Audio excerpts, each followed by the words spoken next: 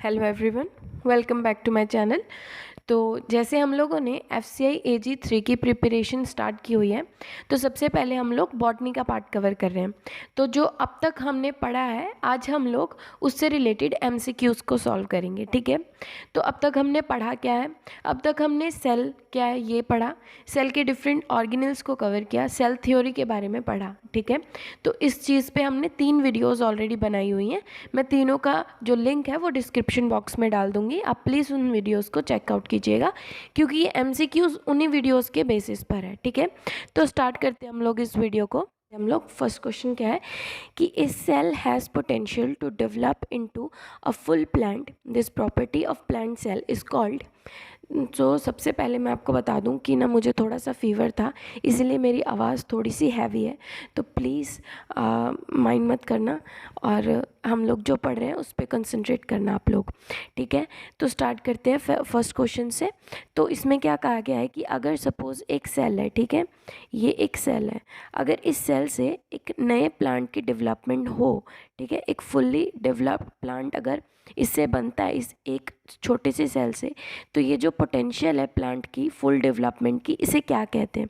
तो इसे कहते हैं टोटिपोटेंसी। ठीक है, टोटिपोटेंसी। तो इसका ऑप्शन कौन सा करेक्ट होगा? Option B. ठीक है, अब हम लोग इसे डिटेल में समझते हैं कि टोटिपोटेंसी होती क्या है। तो टोटिपोटेंसी का मतलब होता है कि अगर सपोज, या तो इसके दो केसेस हो सकते हैं। केस वन की बात करते हैं कि अगर हमारे पास एक सेल है, जैसे हमने यहाँ पे देखा कि एक सेल है और सेल से हम लोग नए प्लांट की डेवलपमेंट कर रहे हैं किसी भी कल्चर की हेल्प से, है ना। वैसे तो नया प्लांट किसी सेल से डेवलप होता नहीं है, तो हम लोग क्या करते हैं, टिश्यू कल्चर करते हैं, या कोई भी जो डिफरेंट कल्चर्स होते हैं उनकी हेल्प से हम लोग नए प्लांट की डेवलपमेंट करते हैं।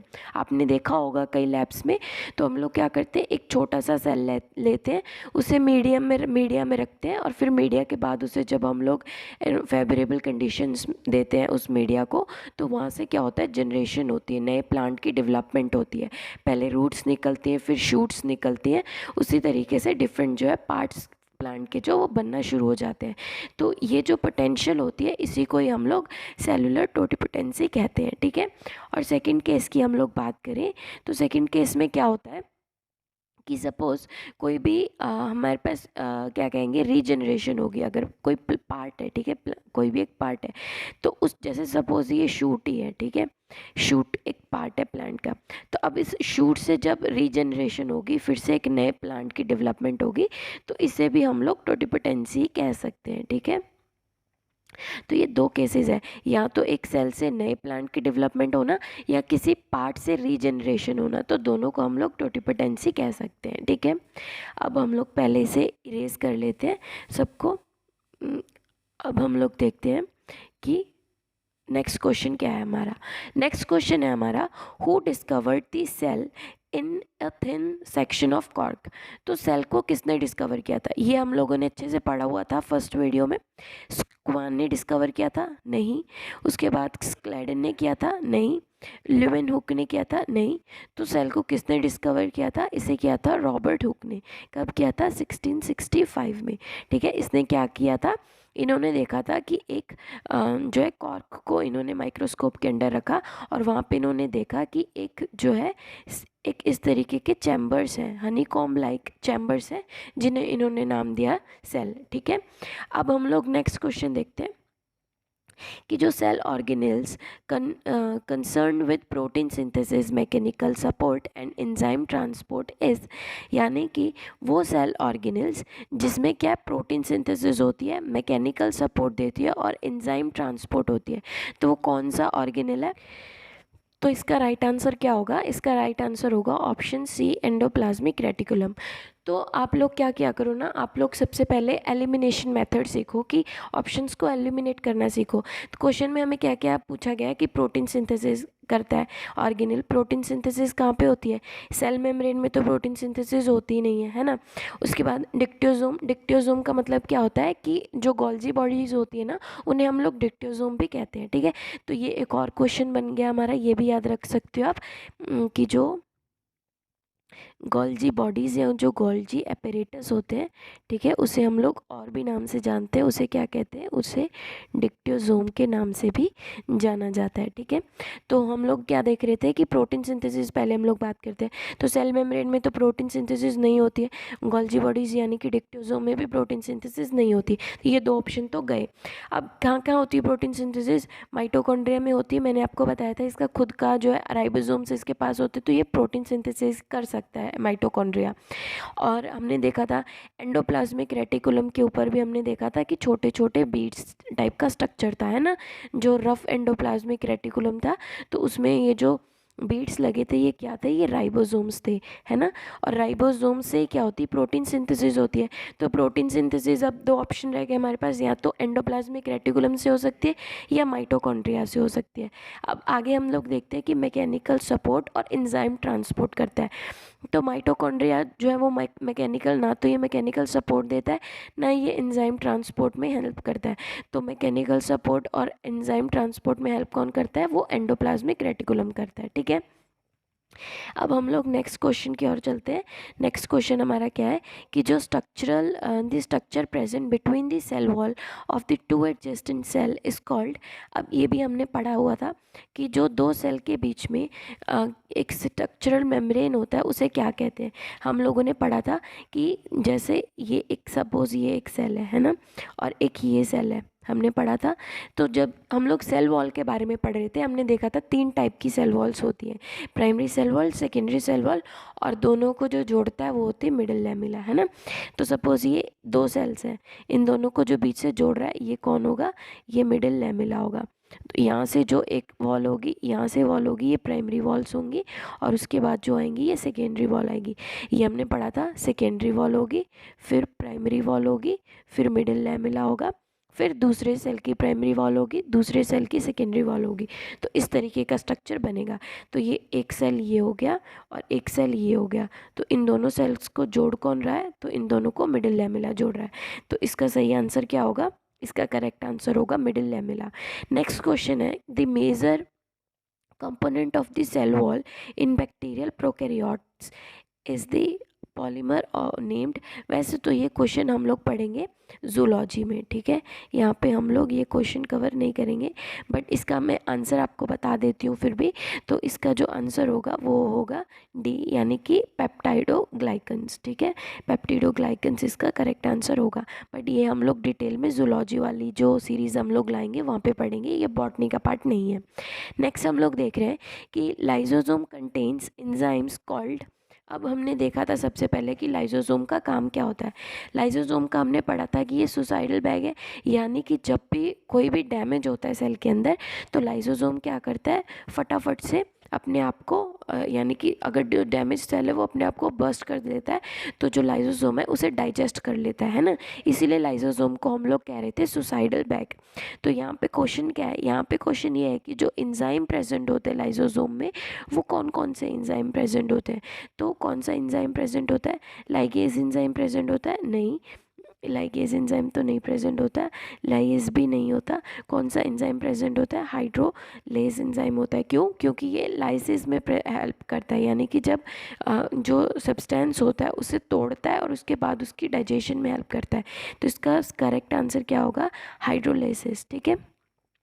नेक्स्ट हम लोग देखते हैं क्वेश्चन क्या है कि जो रफ एंडोप्लाज्मिक रेटिकुलम है differ from smooth endoplasmic reticulum in the presence of. तो इसका ऑप्शन क्या होगा, इसका आंसर क्या होगा, इसका आंसर होगा राइबोसोम। क्यों, क्योंकि हमने जैसे पहले देखा था एंडोप्लाज्मिक रेटिकुलम 2 टाइप के हमने देखे थे एंडोप्लाज्मिक रेटिकुलम, एक देखा था हमने स्मूथ एंडोप्लाज्मिक रेटिकुलम और एक हमने देखा था रफ एंडोप्लाज्मिक रेटिकुलम। स्मूथ में क्या देखा था हमने कि स्मूथ का पूरा एकदम स्मूथ सरफेस था, रफ के ऊपर क्या था, छोटे छोटे कुछ बीट्स थे। तो ये जो छोटे छोटे बीट्स थे इन्हें हम लोग राइबोसोम्स कह रहे थे। और राइबोसोम जो है वो किसकी हेल्प में, किसकी सिंथेसिस में हेल्प करते हैं, तो ये प्रोटीन की सिंथेसिस में हेल्प करते हैं। तो इसीलिए ये किस तरीके से डिफर है, न्यूक्लियर राइबोसोम्स में, ठीक है। तो नेक्स्ट क्वेश्चन हम लोग देखते हैं सबसे पहले कि जो पेरोक्सीसोम्स होते हैं वो एसोसिएटेड विद, वो किससे एसोसिएटेड होते हैं, फोटोफॉस्फोराइलाइजेशन, फोटोसिंथेसिस, या फोटोपीरियोडिज्म, या फोटोट्रोपिज्म, ठीक है। तो जो पेरोक्सिसोम्स होते हैं वो फोटो रेस्पिरेशन से एसोसिएटेड होते हैं, ठीक है। अब इसमें क्या होता है, इसमें क्या होता है ना कि ये हेल्प करता है, पेरोक्सिसोम्स जो है वो हेल्प करते हैं, जो ग्लाइकोलेट होते हैं उसकी ऑक्सीडेशन में हेल्प करते हैं, ठीक है, जिसके कारण जो है ये फोटो रेस्पिरेशन में हेल्पफुल होते हैं, ठीक है। अब नेक्स्ट क्वेश्चन हम लोग देखते हैं, the cell organelles associated with protein synthesis is, इससे रिलेटेड ये हम लोग क्वेश्चन एक बार करते हैं। इससे मुझे एक चीज़ और याद आई, इससे एक और क्वेश्चन बन सकता है आपका, जो ये हो सकता है कि आपसे पूछ लें कि जो फोटो रेस्पिरेशन होती है, ठीक है, जो फोटो रेस्पिरेशन होती है उसमें कौन कौन से ऑर्गेनल्स पार्टिसिपेट करते हैं, ठीक है। ऑर्गेनल्स के बारे में अगर आपसे पूछे तो कौन कौन से ऑर्गेनल्स होते हैं, पहला होता है क्लोरोप्लास्ट, ठीक है, क्लोरोप्लास्ट भी जो है वो फोटो रेस्पिरेशन में हेल्प करता है। सेकेंड तो पेरोक्सिसोम तो है ही है, ठीक है, पेरोक्सिसोम भी फोटो रेस्पिरेशन में हेल्प करता है। और अगर थर्ड पूछे तो थर्ड हम लोग माइटोकॉन्ड्रिया भी बोल सकते हैं, माइटोकॉन्ड्रिया भी जो है ये फोटो रेस्पिरेशन में, माइटोकॉन्ड्रिया भी फोटो रेस्पिरेशन में हेल्प करता है, ठीक है। तो ये भी क्वेश्चन आपका एक बन सकता है। तो नेक्स्ट क्वेश्चन देखते हैं हम लोग कि cell organelle associated with protein synthesis is, तो प्रोटीन सिंथेसिस के लिए मेन ऑर्गेनल कौन सी होती है, हमने पढ़ा था कि राइबोसोम होती है ना, हमने देखा था कि एक एमआरएनए होता है, एमआरएनए के ऊपर जो है लार्ज सब यूनिट और स्मॉल सब यूनिट जुड़ती है, जिसके बाद एक प्रोटीन की सिंथेसिस होती है ना। तो जो ऑर्गेनल इंपॉर्टेंट होती है प्रोटीन सिंथेसिस के लिए वो राइबोसोम होता है।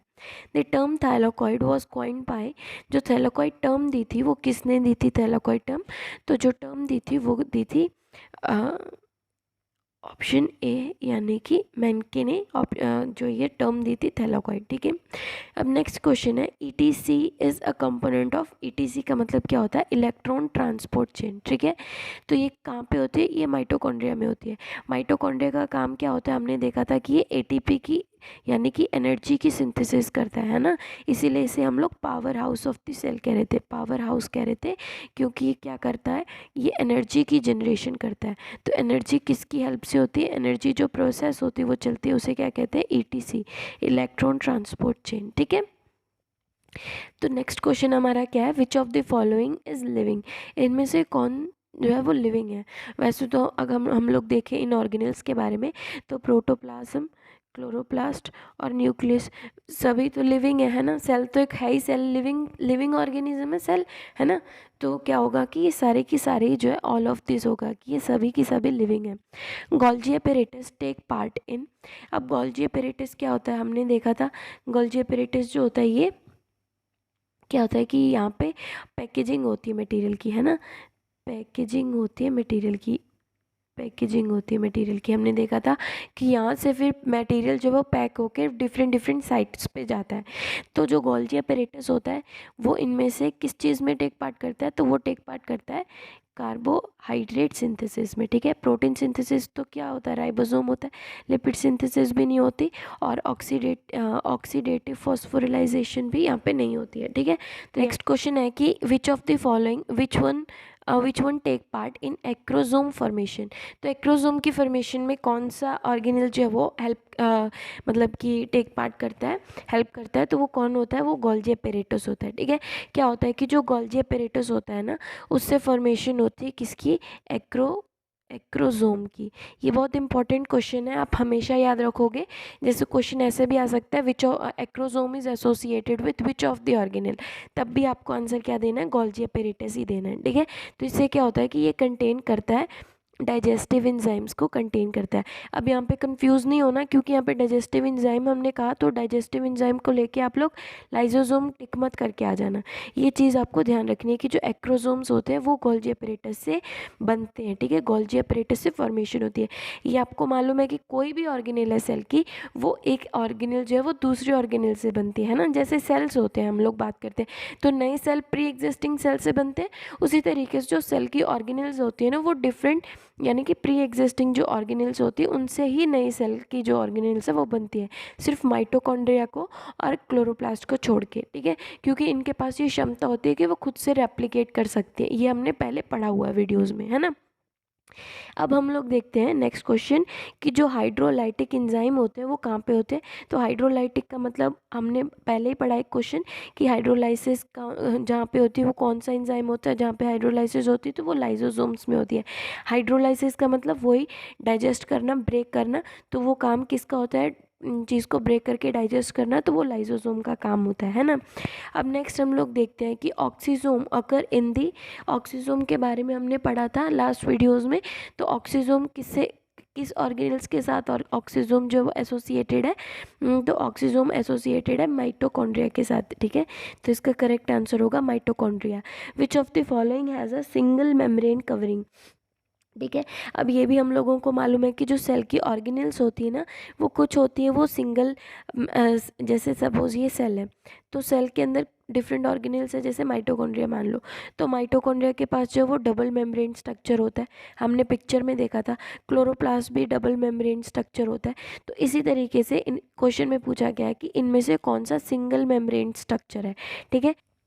तो इनमें से कौन कौन सा नहीं होगा, इनमें से मेसोजोम भी नहीं होगा, ऑप्शन सी भी नहीं होगा, ऑप्शन डी भी नहीं होगा। तो जो गोल्जी अपैरेटस है यही एक ऑर्गेनेल है इनमें से जो कि सिंगल मेम्ब्रेन स्ट्रक्चर है, बाकियों के पास डबल मेम्ब्रेन स्ट्रक्चर है, ठीक है। नेक्स्ट क्वेश्चन है the membrane that enclose A vacuole is, तो ये भी हमने पढ़ा था कि प्लाज्मा लेमा तो नहीं होगा क्योंकि ये इसी को क्या कहते हैं, सेल मेम्ब्रेन भी कहते हैं। तो ये तो नहीं होगा क्योंकि ये तो सेल को कवर करके रखते हैं। मिडिल लेमेला भी नहीं होगा क्योंकि ये दो सेल को ज्वाइन करने का काम करता है। तो क्या बचा हमारे पास, तो टोनोप्लास्ट बचा। ये हमने ये भी वीडियो में कवर किया था कि जो वैक्यूल होती है इसके अंदर जो होता है ये सेल सैप होता है, और जो इसकी बाहर वाली ये लेयर होती है ये इसे क्या कहते हैं, इसे टोनोप्लास्ट कहते हैं, ठीक है। ये भी हमने वीडियोस में पढ़ा था। नेक्स्ट क्वेश्चन हमारा क्या है कि जो cell organelle involve in membrane transformation, तो वो कौन होगी, वो होगी गोल्जी अपैरेटस, ठीक है। ये हमारा करेक्ट आंसर होगा गोल्जी अपैरेटस। अब नेक्स्ट हम लोग देखते हैं नेक्स्ट क्वेश्चन क्या है हमारा। तो नेक्स्ट क्वेश्चन हम लोग देखते हैं, ये रहे। तो फर्स्ट क्वेश्चन हमारा क्या है, विच of the following is not correct match, इनमें से कौन सा करेक्ट मैच नहीं है, ठीक है। जो प्रोटोप्लाज्म टर्म है वो तो हुक्सले ने दी थी, विटामिन बी जो टर्म है वो फ्लक्स ने दी थी, और जो सेल सेल जो थ्योरी थी सेल की ये स्क्वान ने दी थी। बट जो गलत ऑप्शन है वो है ये, क्योंकि माइटोकॉन्ड्रिया मेंडल ने नहीं दिया था। मेंडल ने क्या दिया था, मेंडल ने लॉ ऑफ इनहेरिटेंस दिया था, हेरिडिटी और वेरिएशन के बारे में बताया था, ठीक है। तो ये ऑप्शन गलत है हमारा, ये ऑप्शन जो है नॉट करेक्ट मैच। तो ये सही है एक्चुअली, बाकी जो है वो सारे करेक्ट मैच है। Which cell organelle reduces the number of other organelles, ये हमने पढ़ा था कि जो दूसरे ऑर्गेनल्स का नंबर कौन डिक्रीज कर देता है, ये लाइसोसोम डिक्रीज कर देता है, ठीक है। तो अब सही ऑप्शन इसका क्या होगा, इसका करेक्ट ऑप्शन होगा लाइसोसोम। एंथोसाइनिन अकर इन, के भी हमने बहुत इंपॉर्टेंट क्वेश्चन पढ़ा था कि एंथोसाइनिन किससे रिलेटेड होता है, ये हमने वीडियोस में पढ़ा था जब हम लोगों ने वैक्यूल की बात की थी। तो हमने देखा था कि वैक्यूल के फंक्शंस में हमने पढ़ा था कि वैक्यूल का एक फंक्शन ये भी होता है कि ये जो ये कलर्ड पिगमेंट को कंटेन करती है, यानी कि एंथोसाइनिन को, ठीक है। एंथोसाइनिन को ये कंटेन करती है। तो इसका करेक्ट आंसर क्या होगा, इसका करेक्ट आंसर होगा वैक्यूल, ठीक है। अब नेक्स्ट हमारा क्या क्वेश्चन होगा कि controlling centre of the cell, ये तो ऑब्वियसली हमने ये भी पढ़ा था कि जैसे इंसान में ब्रेन जो है पूरी बॉडी को कंट्रोल करता है, कोई भी एक्शन होता है तो ब्रेन जो है कमांड करता है, तो वो एक्शन होता है ह्यूमन बॉडी में। उसी तरीके से जो सेल में न्यूक्लियस होता है वो जो है वो कंट्रोलिंग सेंटर होता है सेल का, है ना। या नेक्स्ट क्वेश्चन है हमारा कि जो सोलर रेडिएशन होती है वो कहाँ पे आकर ट्रैप होती है। तो ये क्वेश्चन तो हमने ऑलरेडी पढ़ा था कि सबसे पहले तो हम लोग देखते हैं कि अगर सोलर रेडिएशन की बात हो रही है, ट्रैप की बात हो रही है, तो फोटोसिंथेसिस की यहाँ पे बात हो रही है, और फोटोसिंथेसिस हो रही है तो क्लोरोप्लास्ट की बात हो रही होगी, है ना। तो सबसे पहले तो ये ऑप्शन तो हम वैसे ही डिलीट मार देते हैं क्योंकि इनका तो कोई काम है ही नहीं क्लोरोप्लास्ट में। तो बचे कौन से, एक स्ट्रोमा बचा और एक बचा लैमिया बचा, ठीक है। तो स्ट्रोमा में क्या होता है, स्ट्रोमा में डार्क रिएक्शन होता है, हमें मालूम है। तो ऑप्शन जो हमारे पास करेक्ट आंसर आया तो वो क्या आया कि वो लैमियर होता है जहाँ पे सोलर रेडिएशन की ट्रैपिंग होती है। होती है ना। अब नेक्स्ट हम लोग देखते हैं कि जो distinction of prokaryote and eukaryote in is related to. अब ये भी हमने, वैसे तो ये जूलॉजी का पार्ट है पर हम लोग यहाँ पे पढ़ लेते हैं कि जो प्रोकैरियोट और यूकैरियोट को डिफ्रेंशिएट कर सकते हैं, तो इनमें से किसके बेसिस पे हम लोग डिफ्रेंशिएट कर सकते हैं। प्रोटीन सिंथेसिस दोनों में होती है, प्लाज्मा मेम्ब्रेन दोनों में होती है, डीएनए भी दोनों में होता है। वो अलग बात है कि यूकैरियोट्स में लीनियर होता है और प्रोकैरियोट में सर्कुलर डीएनए मोस्टली पाया जाता है। तो इसका करेक्ट आंसर क्या होगा, न्यूक्लियस। क्यों? क्योंकि न्यूक्लियस जो है वो यूकैरियोट्स में होता है और प्रोकैरियोट्स में न्यूक्लियस की जगह क्या होता है, हमने पढ़ा था कि वहाँ पे न्यूक्लियोइड्स होते हैं, ठीक है। तो वहाँ पे न्यूक्लियस नहीं होता है। न्यूक्लियस जो है वो वेल, जो स्ट्रक्चर होता है न्यूक्लियस का अच्छे से बना होता है वो यूकैरियोट्स में ही होता है, बट जो ये वेल डिफाइंड स्ट्रक्चर प्रोकैरियोट्स में न्यूक्लियस का नहीं होता है, इसलिए वहाँ पे न्यूक्लियोइड्स प्रेजेंट होते हैं। नेक्स्ट क्वेश्चन क्या है कि यूनिसेलुलरिटी इज़ फाउंड इन, ये भी हमारा जूलॉजी का क्वेश्चन है, तो ये हम लोग जूलॉजी के पार्ट में पढ़ेंगे, ये यहाँ पे नहीं पढ़ेंगे। The concept of cell lineage, ये हमने पढ़ा था कि सेल लिनिएज का कंसेप्ट किसने दिया था, ये विर्को ने दिया था, ठीक है। विर्को विर्चो कुछ भी पढ़ लो आप लोग, ठीक है। तो इसमें हम लोगों ने क्या देखा था कि जो सेल थ्योरी दी थी उसमें ये नहीं बताया गया था कि सेल थ्योरी जो है वो, उसमें सेल थ्योरी में ये पार्ट मिसिंग था कि सेल बनता कैसे है। तो ये जो सेल लिनिएज थ्योरी थी इसने ये बताया कि जो एक नए सेल की फॉर्मेशन होती है वो प्री एग्जिस्टिंग सेल से होती है, ठीक है। तो ये थ्योरी ने बताया था सेल लिनिएज ने। अब हमने क्या देखा कि जो राइबोसोम की हम लोग बात कर रहे थे, तो जो राइबोसोम में हमने देखा था कि दो टाइप की यूनिट्स होती है, एक 70S होती है, दो टाइप के राइबोसोम हमने पढ़ा था, एक 70S और एक 80S, है ना। तो 70S जो मिलके बनता था वो दो सब यूनिट से मिलके बनता था, और उसी तरीके से जो 80 सब यूनिट बन रही थी वो भी दो सब यूनिट से मिलके बन रही थी, है ना।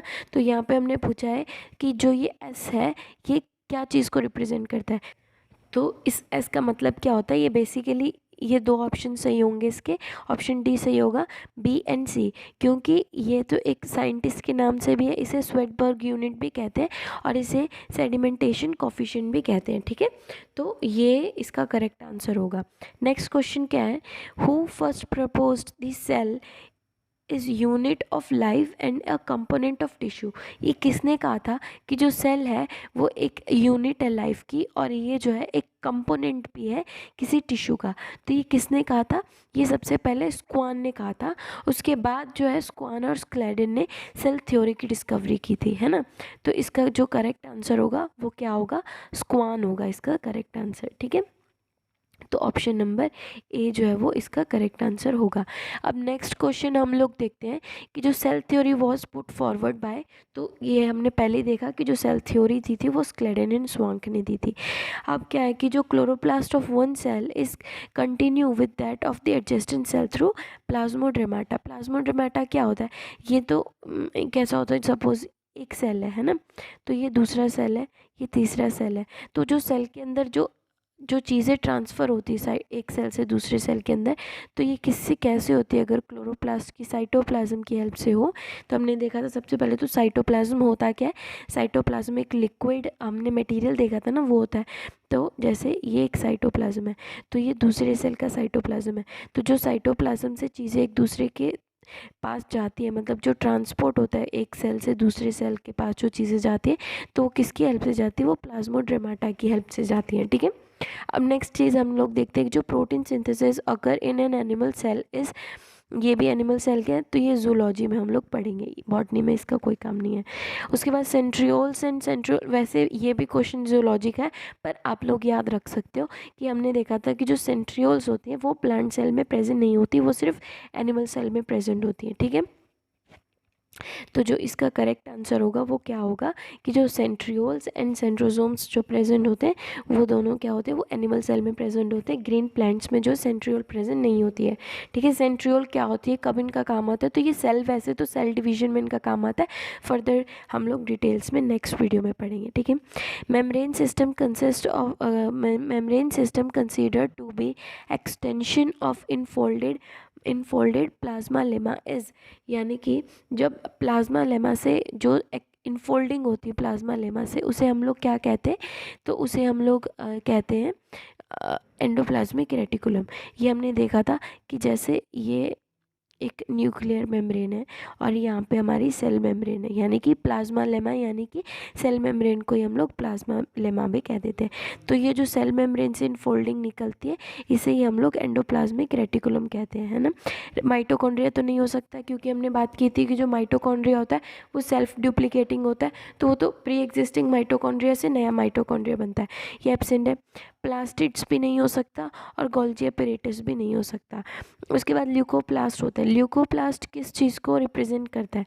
हमने पढ़ा था कि जो प्लास्टिड होते हैं वो 3 टाइप के प्लास्टिड हमने पढ़े थे। कौन कौन से पढ़े थे वो आप लोग मुझे कमेंट करके बताओगे।